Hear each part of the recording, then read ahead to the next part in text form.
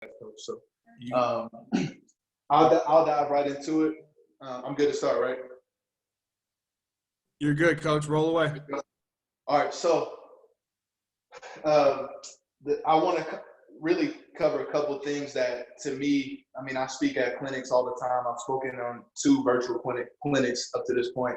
And whenever I do speak at Glazers and different events, I don't get the opportunity to really cover like philosophy type things as a running backs coach, and not necessarily how I view the position, but more of the day-to-day aspects of coaching that I think is a little bit unique for what I do compared to some other coaches. Not saying it's better, just saying that it is probably a little different than guys usually do, you know, in a traditional meeting room setting and things like that. And so I want to cover a couple of those things, and then I'll have some film. When it comes to my film, I have some auxiliary coaching drill work that I want to cover with you guys. So go through some different ball security drills that I like to do, some point of contact drills that I like to do, and then if we have some time at the end, I want to coach up.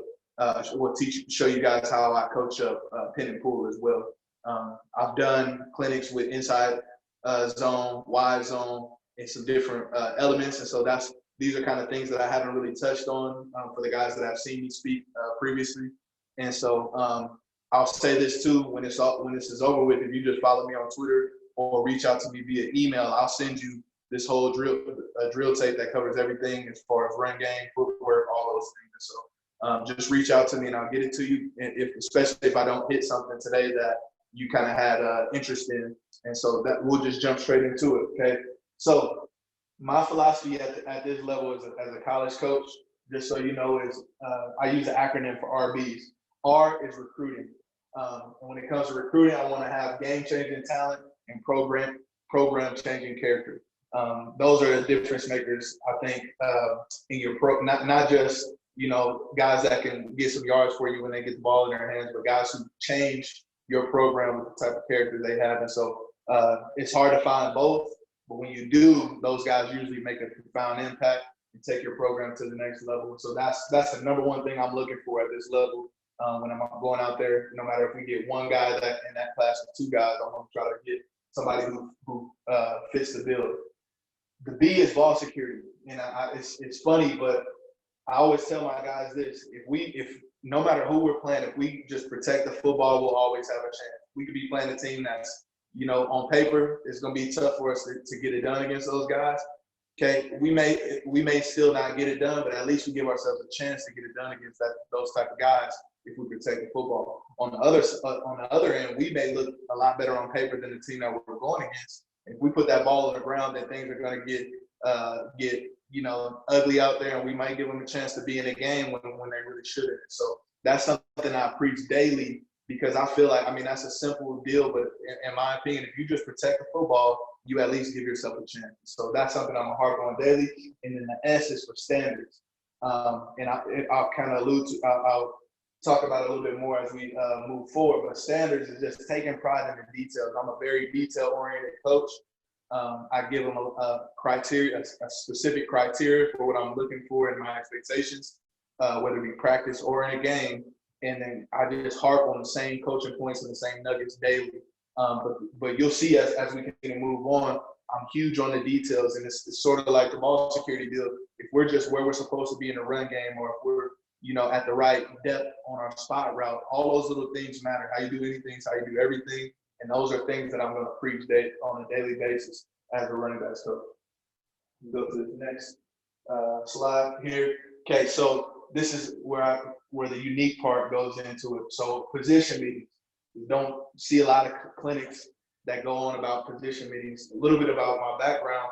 I went to school for health and PE.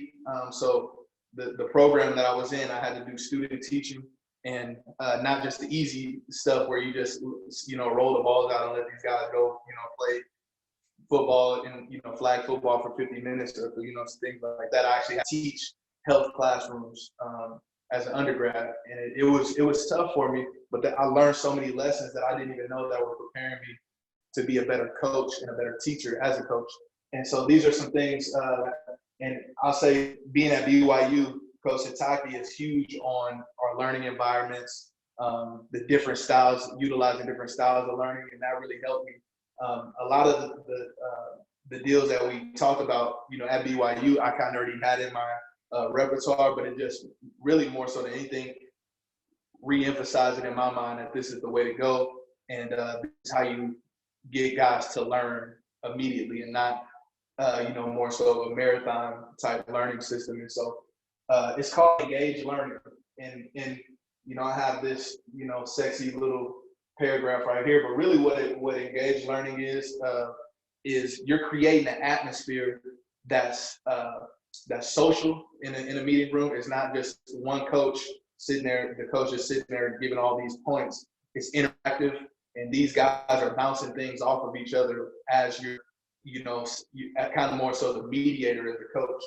And so just some examples of that is what I'll do in a meeting, instead of watching Inside Zone, instead of saying, hey Gary, right here on Inside Zone, you should have read that nose guard, and then you should have pressed the heels a little bit more, this and that. I don't coach that way.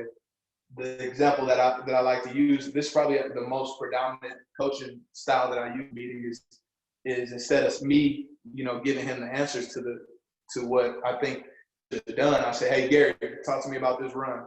Tell me what you think.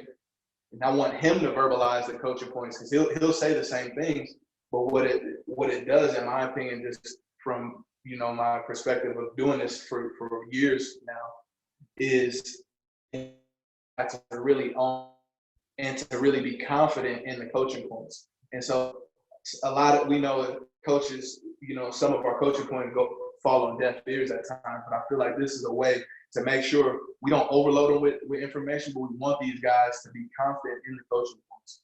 And so I like to use that. That's one way. Peer coaching. So in the same scenario, instead of me asking, so Gary just ran the Inside Zone, instead of me saying, hey Gary, what should you have done? Hey Michael, talk to me about this run. What do you think Gary could have done better? I love that style as well. That's another really good way to create an atmosphere that, hey, nobody should be prideful in this room. We're all working towards a goal. And then once again, it's just another way to reinforce the, double down on that culture of learning, and not just me spitting out all of the information. I want these guys to verbalize it in the meeting room.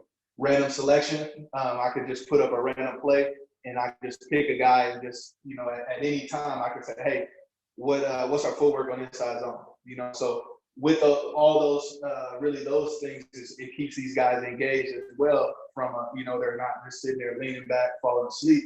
At any point, they could be called on. And so I think that kind of holds them a little bit more accountable from that regard. Then this is a unique deal that I've done.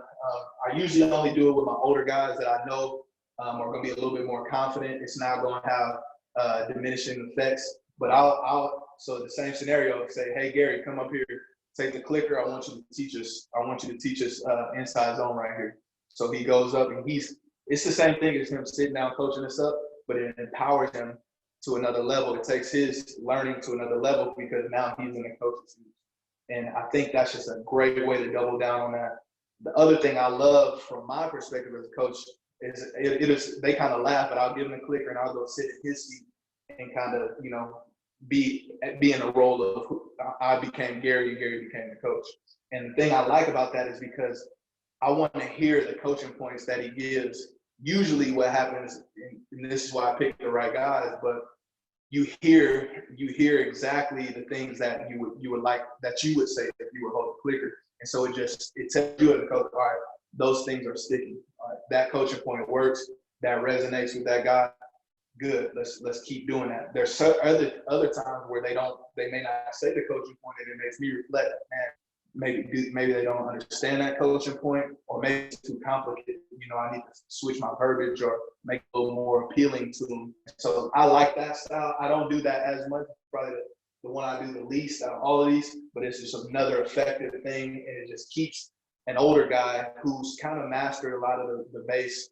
Every coaching points, you're looking for ways to keep that guy engaged and to reinforce that learning. We never stop learning.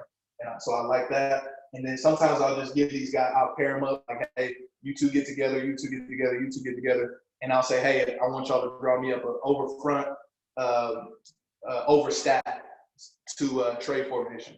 I'll give you 20 seconds. And so they draw it up, real quick. They hold their boards up. And so usually I try to make it pretty simple, but there may be one group that doesn't get it right. And so instead of me going up on the board and saying, hey, this is an overstack, I'm learning what they know. Then also it boosts their confidence for the guys that got it right. But also it's just helping those guys kind of hold them more accountable. Like, all right, he really put it on my court. I don't know my stuff, so I need to make sure I continue to stay focused because I don't know football the way that I thought I did.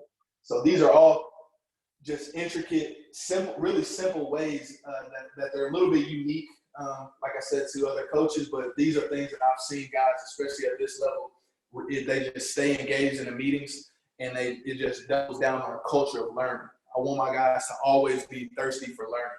I don't say that to say I overload them with a bunch of coaching points and knowledge. I want them to regurgitate the specific dialogue that we're going to use every single day in our meeting room. And then I always tell them, because some of them, I'll say, hey, Gary, what do you do on inside zone? He's like, I read the nose? And I say, I don't know. I don't get to run inside zone. You run it. You tell me. And he's like, I read the nose. And so I force those guys to verbalize it with confidence. Even if they make a mistake or they don't answer it correctly, I want you to be confident in your answer. If you can't be confident in the meeting room with 7 other guys and a coach, then you're not going to be able to do it in that read confidently when we're playing against 100,000, when we go to USC or whatever it may be. And so those are things that I think I've seen that take guys' games to another level instantly and just make them more confident in their assignments. And then the last piece of it is just the environment overall as far as the setting. And so I don't know if you can see this. Does this diagram show it, or is it blurry? You can see it, Coach. It's a little blurry, but you can kind of skim over it a little bit. I figured.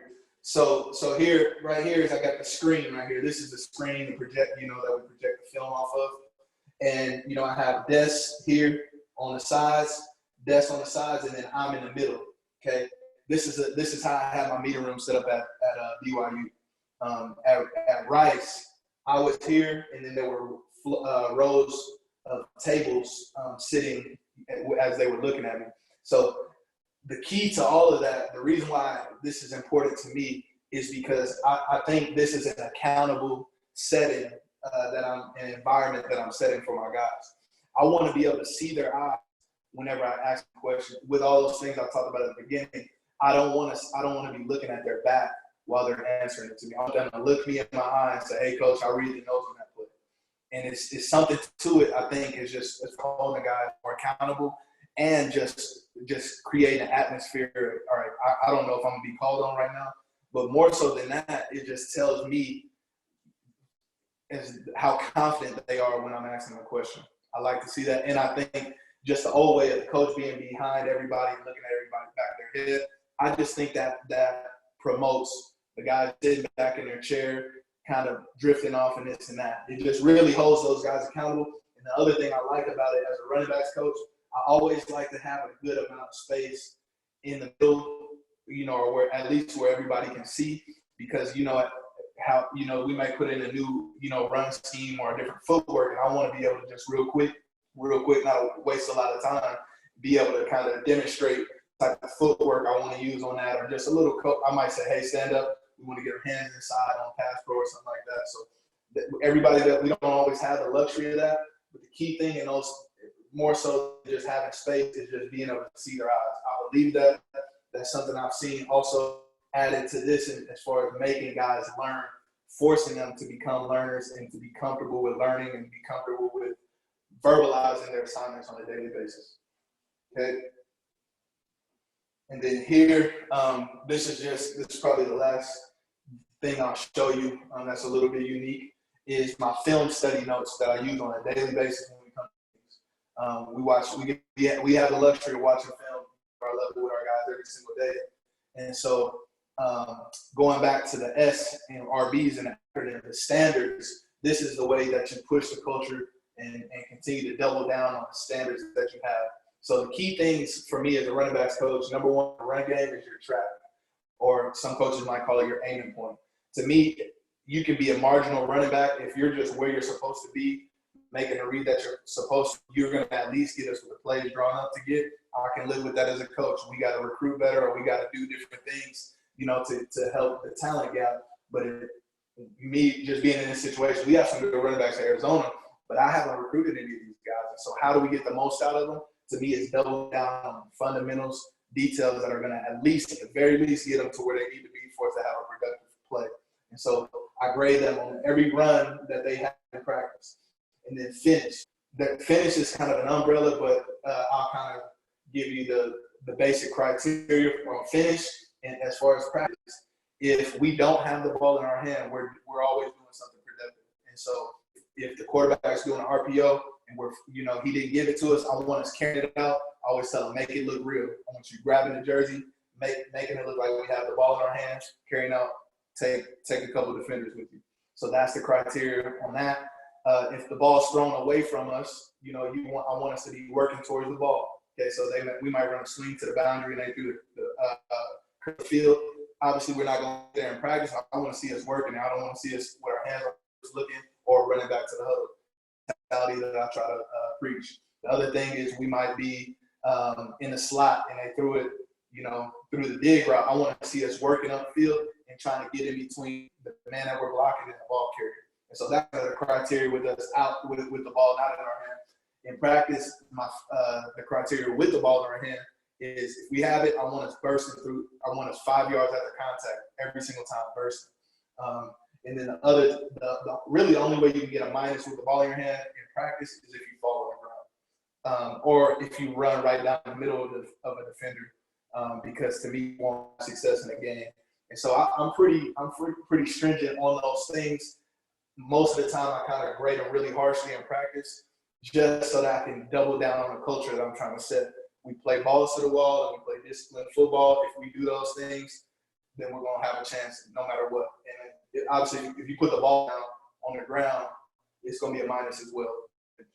Then on the side right here, we got notes that I'll have for our just depending. Like this first play, we ran a wide zone to the right. He got a minus on his track and a minus on the finish. I said, hey, too tight in your track. You got to get guys to the 4 out. So those are just quick little nuggets that could help him. Now, in the next play, we ran an inside zone, and he got a plus on the track, plus on the finish. Hey, great job getting your shoulder square and pressing the heels. And so I'm utilizing that opportunity. And I'm not only giving them negative feedback, sometimes it's positive. And it's a case-by-case basis. Like, Sam, you can be pretty harsh on him. You know what I mean? He's the kid where you can give him as much coaching as you want, and he's not gonna feel, man, coach is attacking him. He'll get mad if you don't give him a no. But other guys, maybe Matt down here, I'm gonna be careful how I verbalize things or the volume of verbalization that I'm giving him as far as feedback and notes. Okay, so those are just some ways that I double down on my culture. And then the last part of this is they're always going to have grades, a total accumulation of all their grades throughout practice. Okay, so they're going to have a track grade and a finish grade, and then I'll have a positive thing that I felt like they took a step forward or just did a great job in practice with, and then something that they need to work to clean up. And so here, the reason why there's a handful of reasons why I really like grading these guys daily. The number one a question a lot of coaches ask me all the time is, how do you handle like your playing time with your running backs? And this is, to me, it's not 100% foolproof, but this is a good tool for those guys to see. I don't just give them their own individual grade. I want them to see everybody's grade. So if I'm Matt Halley, I had a 78% all week. And Stewart had 100% on his tracks. You can't mad when coaches, he's not picking me for, to get in on the run play, when the game's on the line, And same thing, if you have 62 with your finish, you're sloppy all week. You're not hustling to the ball. You're not doing the little things, But then my man Tyson here is at 92%. It kind of is self-explanatory. This guy earned the right by the way he practiced, the consistency of the way he's practiced. Not just this week, but accumulation of all of these that they get on a day-to-day basis. And so I think it alleviates, some of those issues that you get at the time. And then I like the positive and the positive reinforcement and negative reinforcement, just so that, because I give these guys this while we're watching film, and then we go out to practice after that. And I think it's just a good tool for these guys to be able to say, all right, hey, coach said I did a good job on my tracks. I mean, keep it up. But he also said I need to focus on covering the ball with two hands in traffic. All right, I'm gonna really focus on that, and I'm gonna get better at that. So that's kind of just some tools that I've used on a day-to-day basis. I have time to do it that I know some coaches, especially at the high school level, may not have. But just the meeting room structure and this resource that I give these guys, man, I've seen it just develop these guys in a quicker manner than they would, if you were doing it some other way where you're not giving them a lot of feedback daily and you're just kind of waiting for these guys to come along. And some guys, it takes them a little more time, but I've seen it accelerate the growth of younger players or underdeveloped players who we needed to play for us right now, because of injuries or whatnot. So that's I'll pull up some film here real quick. Do we do questions in between, or we wait till the end? We're just going to wait to the end, Coach. Like you said, get that last 15 minutes, and then we'll open it up. Okay, cool. All right. Sounds good. So,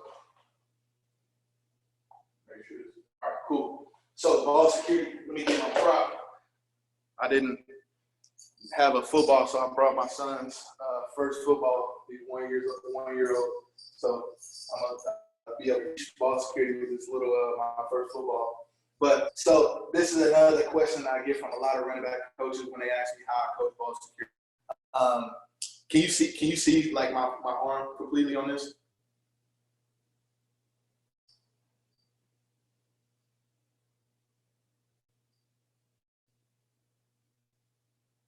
Can you see me?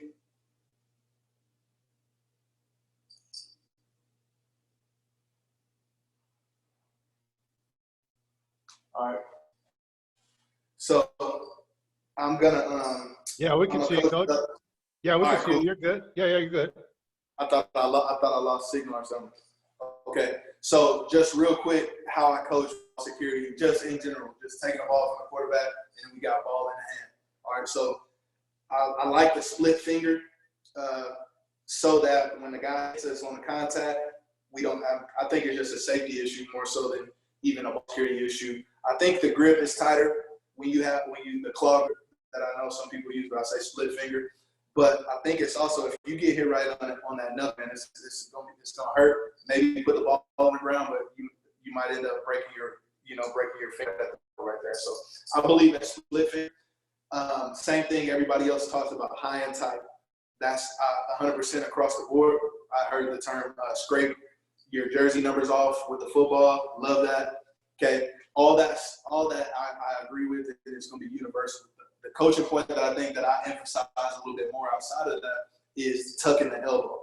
And the reason why is because I see a lot of guys, when you say keep it high and tight, they'll be here, okay? And yeah, if somebody's coming from behind, it's going to be hard for them to punch the ball out, okay? But the thing that I see a lot of defensive players do these days is they're doing this punch deal.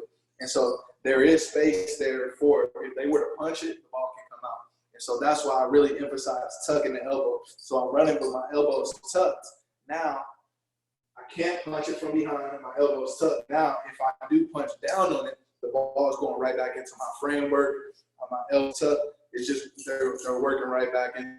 So I just believe in that coaching point is tucking the elbow. The other reason I like it is because it's it's a universal way for me to understand on the field and be able to give them direct feedback as far as if they have the ball tucked tighter or not. And what I mean is that I'm standing behind. You can see me in practice, and if I can see the football here, that tells me that they might have a high tight, but that elbow is not tucked. I always tell them that's the criteria when we're watching butt copy in practice in film room, or if we're just all standing behind in practice.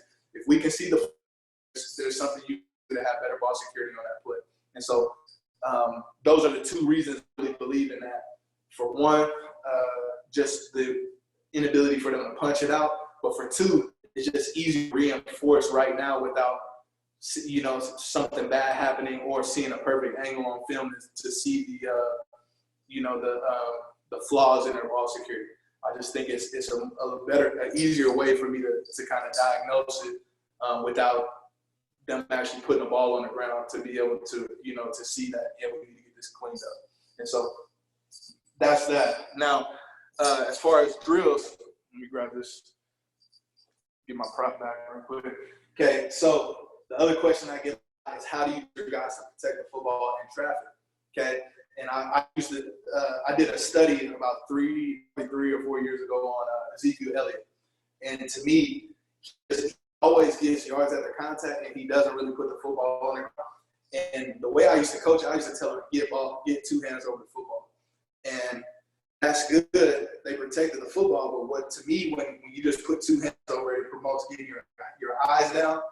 And so now, yeah, the ball didn't go on the ground. You didn't give yourself a chance to maneuver through traffic and get yards after contact.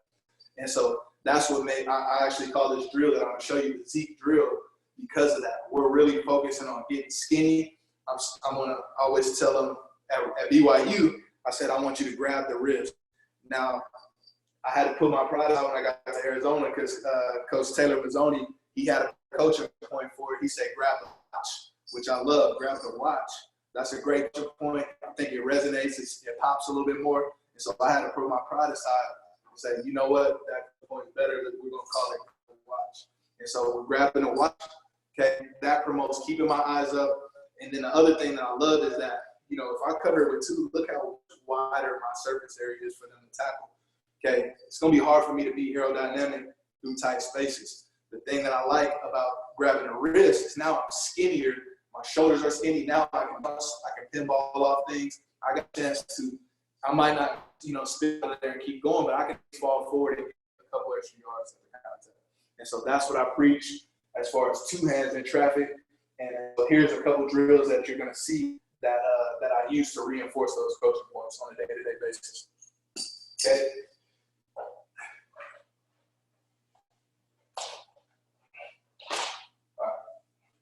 Here we go. So Zeke drill.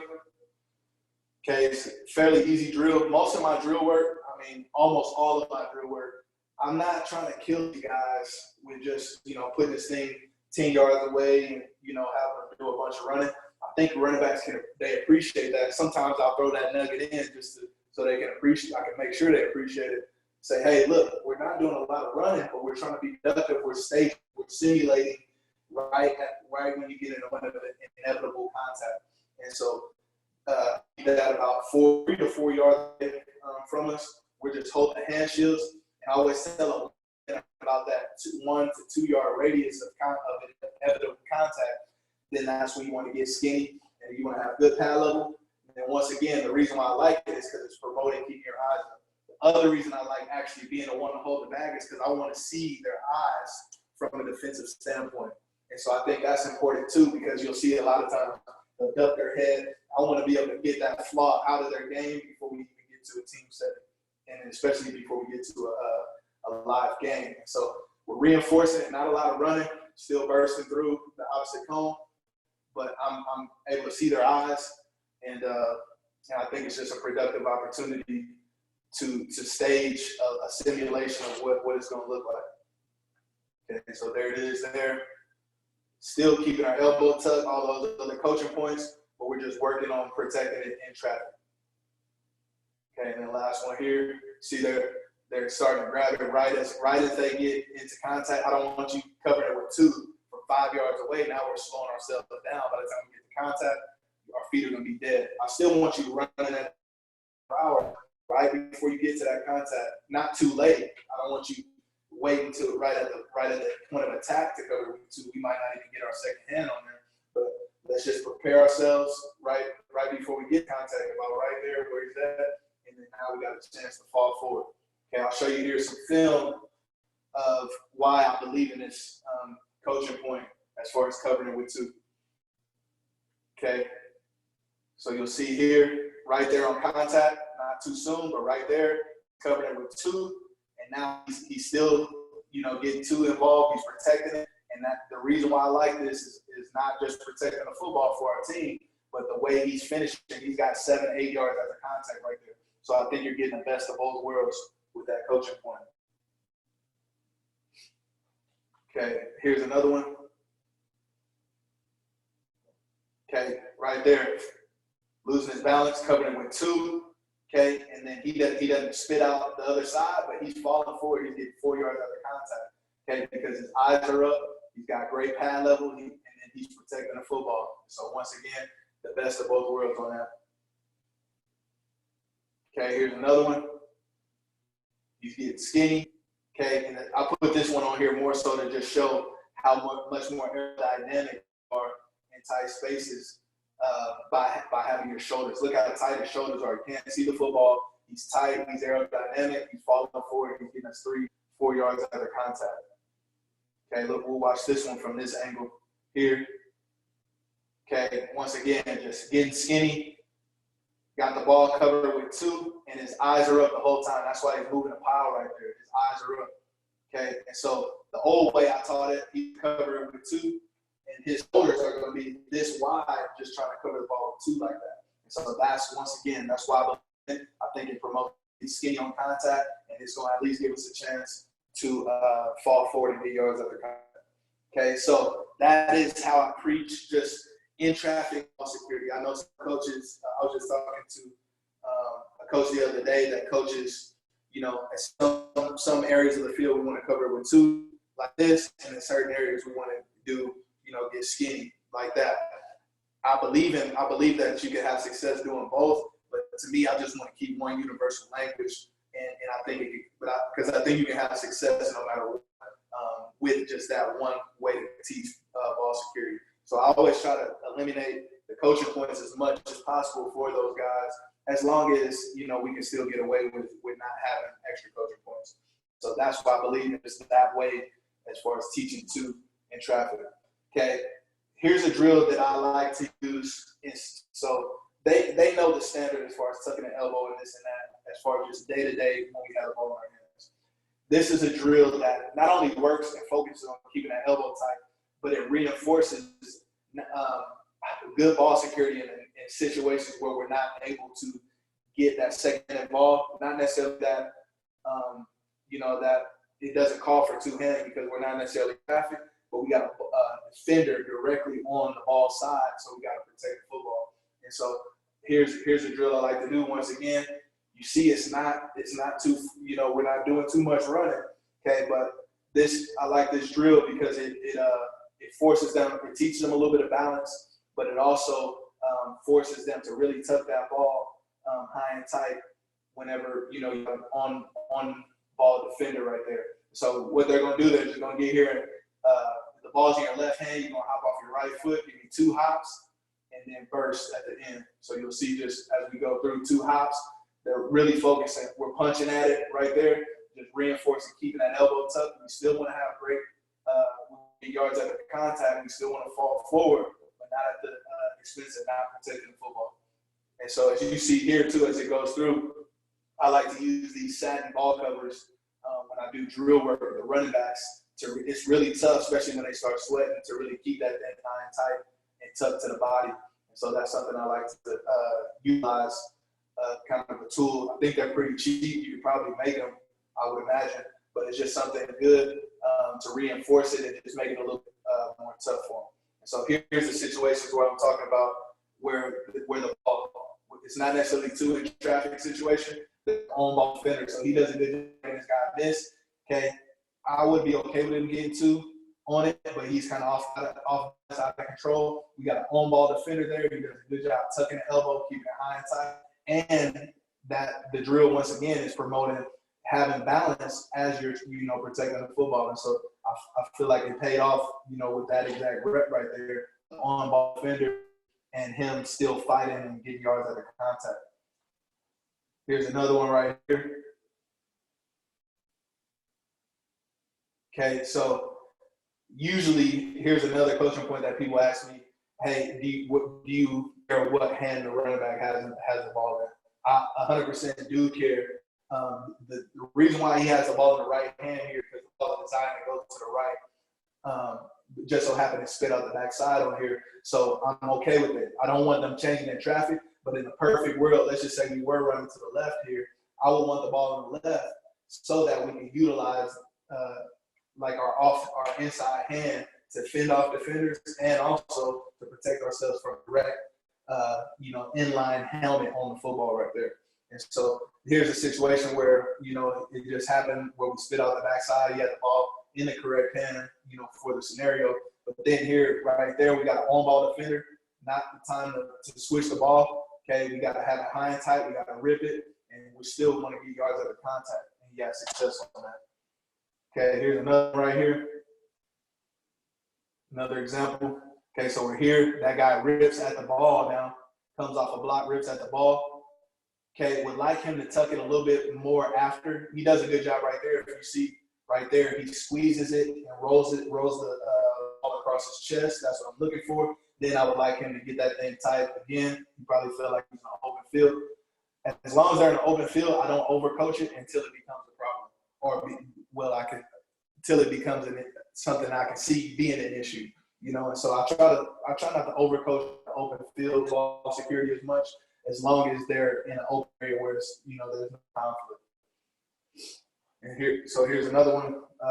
Just once again, just on ball, where it's not a two-handed traffic situation, but we still got to be conscious of ball security.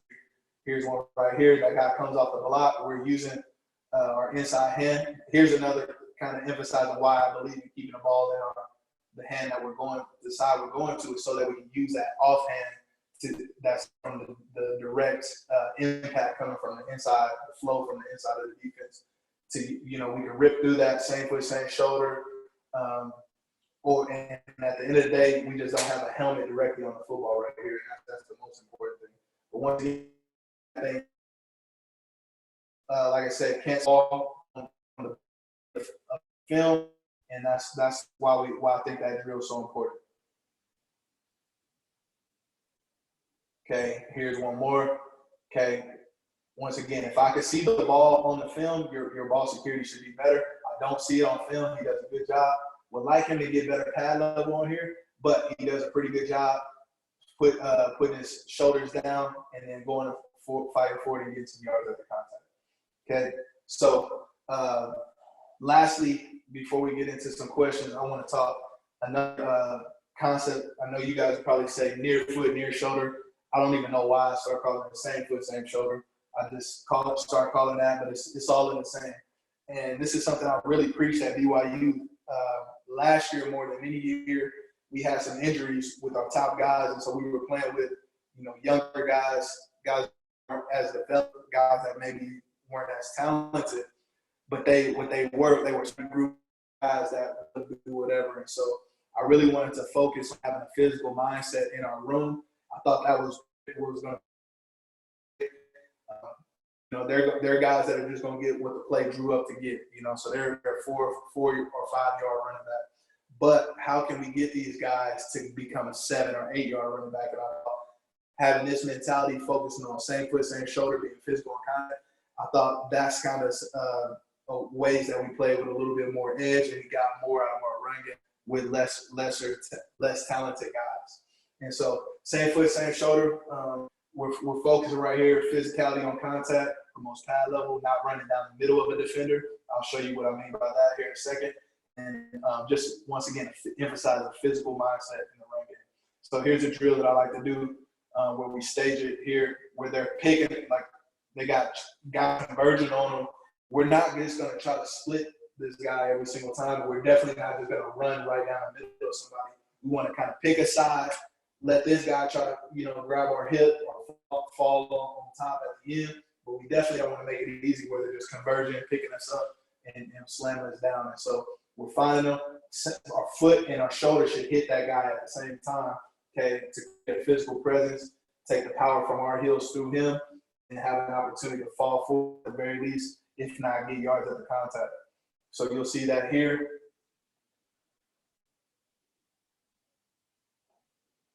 Okay, here's a good example right here. Right there, same foot down, shoulder down at the same time, match his pad level. Okay, and now we're still running. Then same thing right here at the end of the run.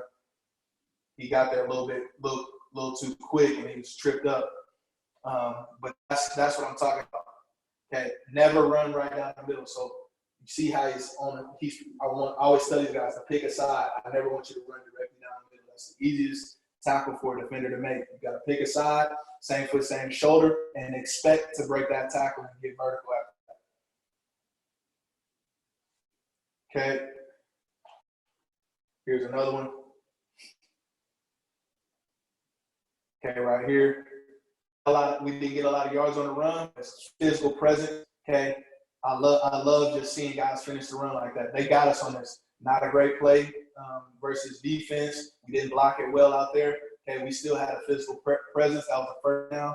And those type of things accumulate in a game that have to give us a chance to just have a physical presence and at some point over dominate those guys when they don't want to match that intensity. Okay, here's another one right here. Same foot, same shoulder. That's the reason why he had success on this play. You see it from the butt copy.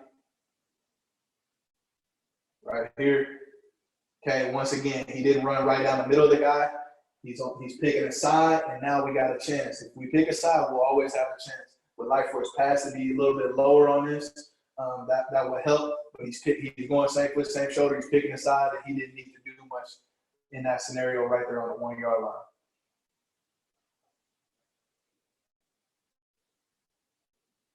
Okay, see here how he's finishing this run. That's what I mean by picking a guy and not just allowing both these guys to converge on us. He picks a guy and he's falling 4 for 2, but once again, that doesn't feel good when that guy falls back and he may be concussed on that. But it's just a physical mindset in the run game that I think that's necessary.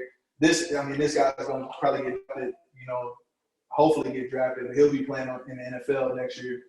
But even him playing with that edge, I think it sparks the team for one, and it just sets a tone and a standard. Like, hey, if you're willing to play 4 quarters of football like this, let's do it. Okay, once again, just really focusing on it, just kind of simulate a live situation, picking a side, and just being really physical, putting a foot in the ground.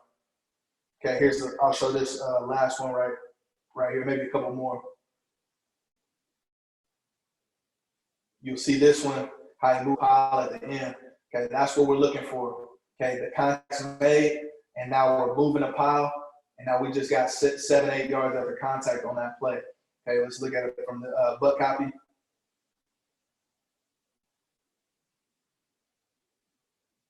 Okay, great job. Once again, not running down the middle of a guy, picking a side, and then that foot and that shoulder hit at the same time. Our pad level beat his pad level on that. And now we're able to ride that thing, get some help from our O-line, and we got 8 yards after contact. I'll end on this one. This is hilarious. I wanted to edit this out because it was just kind of embarrassing for my mentor here. I didn't know if I would get in trouble for it either.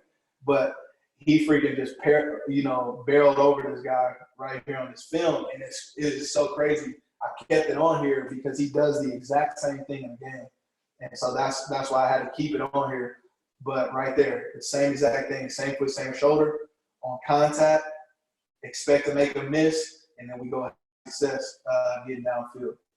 And so I believe in those things. Once again, kind of some auxiliary drills, auxiliary coaching points to just help, us as RAS coaches. But the common theme in all of that drill work and all those coaching points is we're trying to get as many positive yards out of a play as we possibly can. How can we do that? How can I make a universal coaching point that carries over not just into the ball security realm, but ball security and the vertical mindset of a running back and the physical presence of let's get as many yards at the contact as we can. And so that's why I think those drills are and those coaching points are all encompassing things that cover your different bases that are just going to help you. Things that you verbalize to your guys, but be able to double down and have visual feedback for these guys as to what it's supposed to look like and what it's not. And so those are the reasons why I believe in all those coaching points. So we have about 15 minutes. you can ask anything you want, things that we talked about on this, things that I didn't get to. I might have film on it. I might be able to pull it up real quick and show you. But I want to give some time, for some Q&A stuff as well. Appreciate you, Coach. Like Coach said, if you guys got questions, man, there's a little option to raise your hand, and then that way you can ask away and then unmute you and, get some knowledge, because that's what we're trying to do this thing.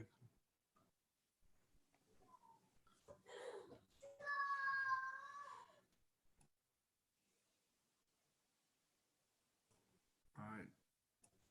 Danny, you're up, brother. I appreciate it. Thanks, Coach. So, Coach Steward, when you were at BYU, you guys ran a little bit of double wing on the goal line. And I'm a small school coach here in Arizona, and that's something we run basically exclusively. Whose idea behind, who was behind that? And what are your thoughts on that as far as a goal line offense goes? I love it, man. I honestly, for 2 years straight when I was there, I proposed, because I was in charge of doing short yardage goal line. That was part of my breakdown with our OC, Coach Grimes. And I just said, man, let's really use that in those situations, because it's just so much, you can do it versus any look, you know what I mean? And it's just easier to me than trying to scheme up the perfect plays to fit, each defense, on the goal line, and then you have to rep it against all the different looks, the bear fronts, it's two front, all these crazy things that you don't work in your normal offense. To me, I love it. I actually talked to Coach Mazzoni when I got here about it. We were watching our USC game against him last year, and I believe wholeheartedly in it. I mean, I would love to have that as just my short yardage and goal line offense, and just I thought we could have done a few more wrinkles off of it. Our special teams coordinator actually ran it at BYU, and so the one thing I'll say is it did take an investment. We invested probably 3 minutes every single day of the week as a team on it. But, I mean, it won us the Boise State game last year. We ran it on the last play to take a knee on the fourth down. And then we had success against, I believe, USC. I want to say we scored on it. And then we also scored against Western Michigan in the bowl game one year on it. And so I believe in it. I really do. I'm still really unsure on how to coach every single look on it. But I know, pretty much the gist of it from my standpoint. But I love it. I do. That's awesome, Coach. I appreciate it. I know a lot of us double wing guys, we were thrilled to see you guys running in, and you did score against USC with that. And, it's a great offense. I know that obviously we run it in high school, but, I love the fact that you guys had utilized that in short yard situations, because, it definitely has its benefits and not something you see a lot of. So I'm sure DCs were a little confused by you guys throwing that at them. So that's awesome. For sure. Thank you, Coach. Appreciate it.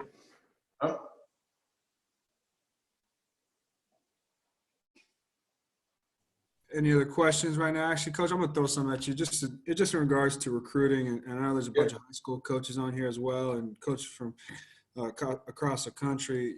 For you personally, what's one thing that stands out, or one or two things that you think stand out on film when you're watching potential recruits as a running backs coach? For me, I like to. I'm not a guy whose size really matters to, but in a general sense, if the smaller you are, the more explosive I want to see you are. That you are on film. I want to see you just tearing it up. Guys miss, burning past the defense, and nobody's even close by the time you get to the end zone. That's if you're smaller, I want to see that. If you're bigger, I still want to see explosion. But you don't necessarily have to, have the type of feet that a smaller guy would need to have, or the type of detachment from the defense that I see, displacement from the defense that I see in smaller guys. So it's kind of, honestly, I mean, I've watched thousands of running back films. And the good thing about running back is kind of when you see it, you know it. There's a few guys that you have to go see in person just to size them up, to see, all right, he's kind of that in the middle. Like, he's not the biggest guy, he's not the smallest guy, and he's not taking off on the defense. So those middle area guys are, you know, the ones that can be tough. But I mean, if you were to just watch the top, even not even the top 10, the number 10 through 20 best running backs in the country, you'll know that they're, you know, it's easy to see. I can't. It's just an eyeball test that running backs have. And then when you get really down to making a decision on a guy, and then that's when you want to go into these. All right, what are the pros and cons of his game? You know, like, does he struggle in tight spaces making a guy miss? How is his vision? How is he when he gets to contact? Can he catch? Can he return? You know, those different things that set you apart, as well as you know, the game changing ability, but also the program changing character, you know, that we talked about at the beginning as well. And so those are the things, like, when you have a good list of 4 or 5 guys and they're all interested, those are things that you really got to break down and, like, you know, weigh the pros and cons to each guy as far as, you know, putting your board together. But in a general sense, as the running backs, when you're a Power 5 coach, you know, that, you know, where I am now, it's kind of, you know it when you see it. You know, now when I was at Rice, it was a little harder because some of it was projection. Like, number 33 on that film that played for me at BYU, I recruited him. He played for me at Rice and then grad transferred to BYU to play for me. He was a project, straight project out of high school. The big guy, he's about 6'1", 220 coming out of high school, but he could flat out burn, you know, like ran like a 10.8 in high school, you know, at that size, which was incredible. But he was very limited, you know, as far as his exposure as a running back. He only played 1 year, and so I kind of had to project, and it ended up paying off. He became a pretty good player. But overall, that's kind of my mindset as a coach. They should pop out at the screen at, you know, as I'm at Arizona, you know, at BYU and Rice, there was a few more determining factors that, you know, I had to weigh, you know, before saying yes or no on a kid. All right, cool. And then one more thing, actually, just now as I'm chewing on it, going in between, like, you know, outside zone and pin and pull, I'm thinking about the tailback's track, and tell me what you prefer more. You know, obviously you can go lateral step, kind of crossover, you know, aiming points, outside leg of the tackle, whatever, ghost tight end, however you coach it. Or, you know, there's that, you know, what I call inside foot pivot, and then kind of just that highway footwork where you're getting lateral. Which one do you prefer? When we're in a gun, I prefer stepped. I use the term, I want you to step to the quarterback, but the biggest thing to me is I like to teach the quarterback to step off the midline so that we can just stay flat and get those linebackers running. What I don't is they step down and they're already working at that angle initially, and now the linebackers are just meeting them at that angle. And so I always tell them, step on the quarterback's toes in the gun, meaning I want you to stay flat down the line initially to the mesh so that the linebackers don't feel comfortable and get downhill and fitting it up right now, you know, that they still think we may be trying to circle the field, you know, completely, like hash number sidelines with our first couple steps. And so to me, that's very important, especially when you're reading the backside guy too, because now that's just creating more space for that guy to have to give you more clarity as far as your read. You know, so I've done that before. We were reading the backside DN as well. And so I like that because I feel like more so than anything, it just, for the comfort level of the linebackers, it puts them more in a bind when you're not just getting straight downhill to your aiming point initially. And then when we're in a pistol, I believe in scissors footwork. You know, it's pretty much what you see any NFL team doing in Y zone, you know, just opening, just turning with their feet and then just directly on their aiming point. And as far as aiming point, it's always butt of the tight end to a 3-man surface, butt of the ghost tight end and a 2-man surface. All right, cool. All right, we got Coach Daryl, you're up.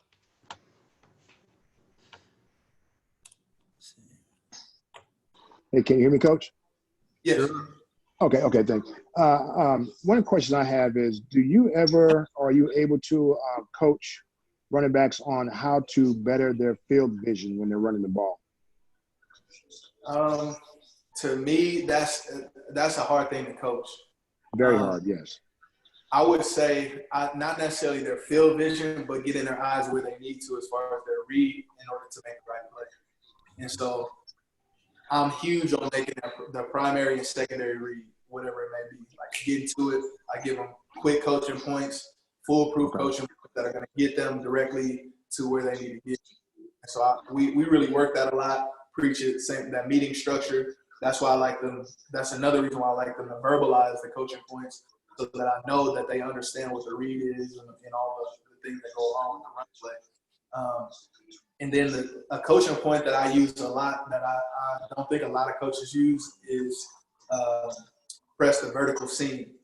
And that's kind of, I always say to running backs, that's a get out of jail free card as a running back.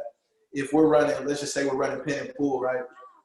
That linebacker just comes, we're thinking we're about to get ready to, circle the field. That linebacker comes out of nowhere, spills it right now.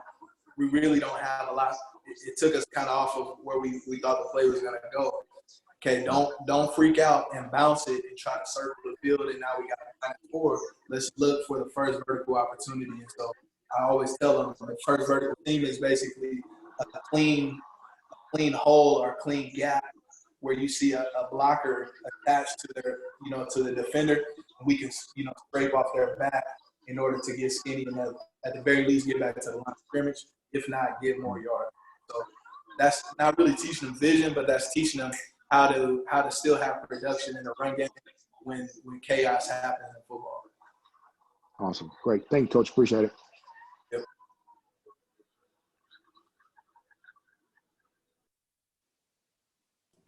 All right. Any other questions for Coach before we kind of wrap things up here?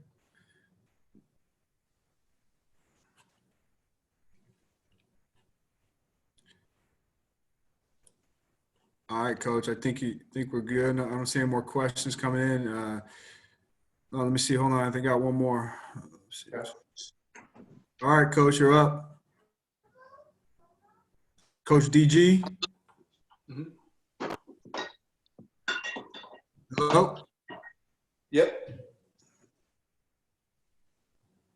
Okay. Here, let's get one. Coach Rios. Hello, Coach. I saw with Coach Kyle that you run tight zone. Say it again. I can barely hear. I'm sorry. Can you hear me? Yeah. What'd you say? I saw with the clinic of Kyle, Coach Kyle, that you run a tight zone. What is the progression of the running back for the tight zone? What can you tell me exactly what he said? I can't hear exactly what. I think the aiming point, right? You talking about the aiming point, Coach Rios? Yeah, the aiming point and your reads. Okay, cool. Yeah. So when we're running tight zone here, I'll just pull up a quick clip so it'll be easy for me to teach that one.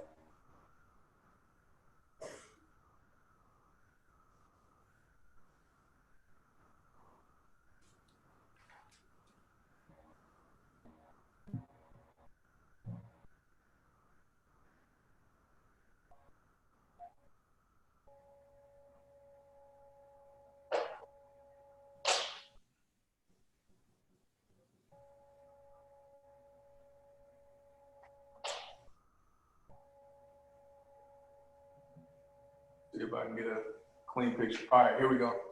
So tight zone. Okay.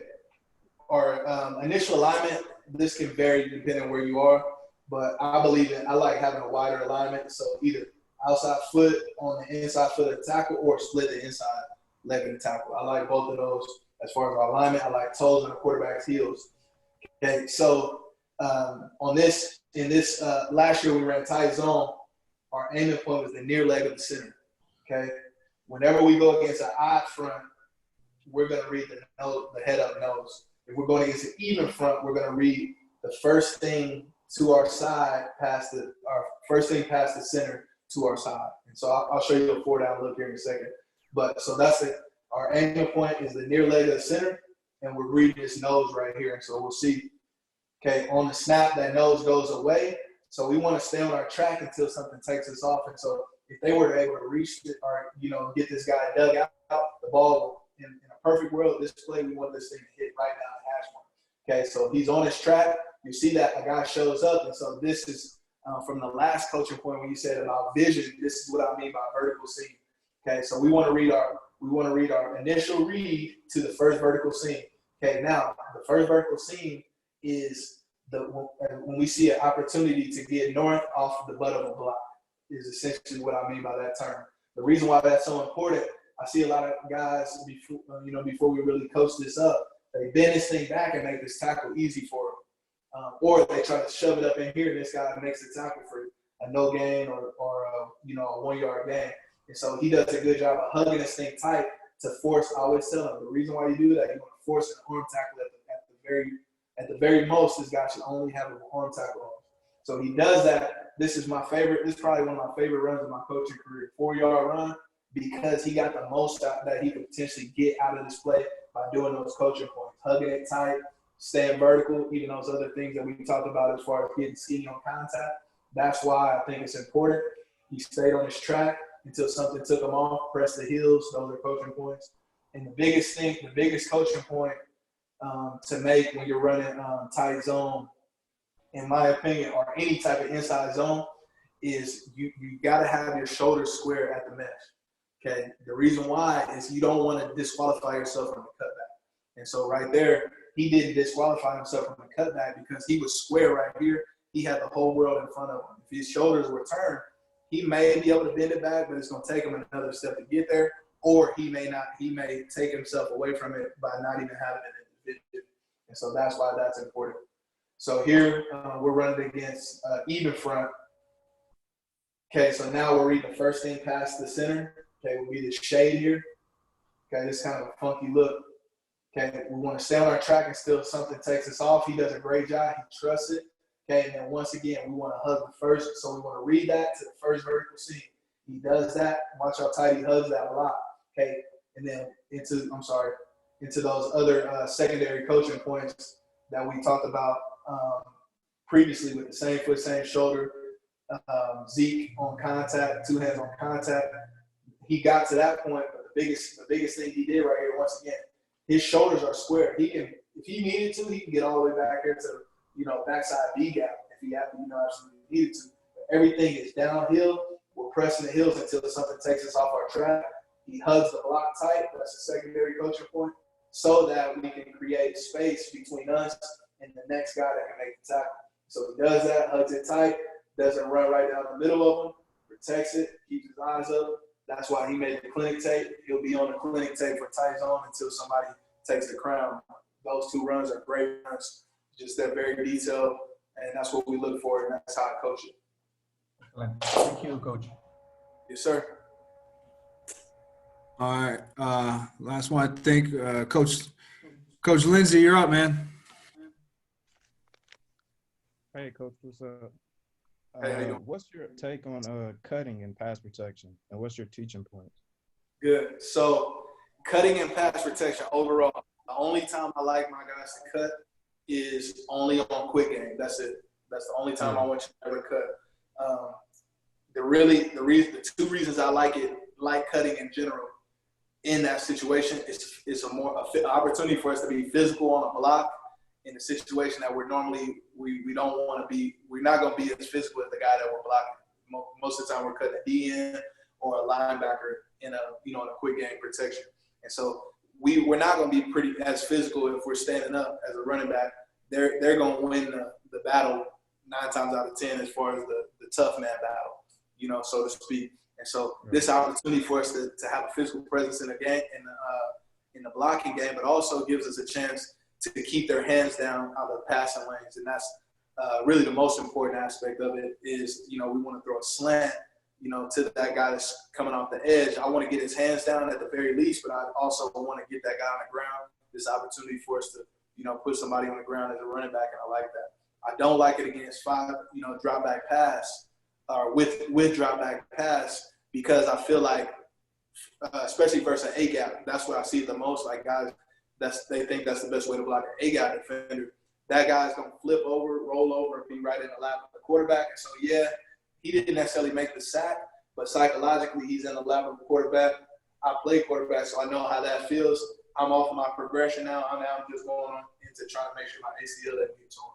And so I don't believe in cutting for that reason, as far as just not keeping the integrity of the pocket. But also the other thing I don't like is that it gives that guy a chance. If the quarterback doesn't get the ball out right now, he's got a chance to recover, get up, and then still go chase the quarterback down or get back involved in the pass rush and force the quarterback out of his comfort zone. So that's why I don't believe in it in any other situation other than quick game.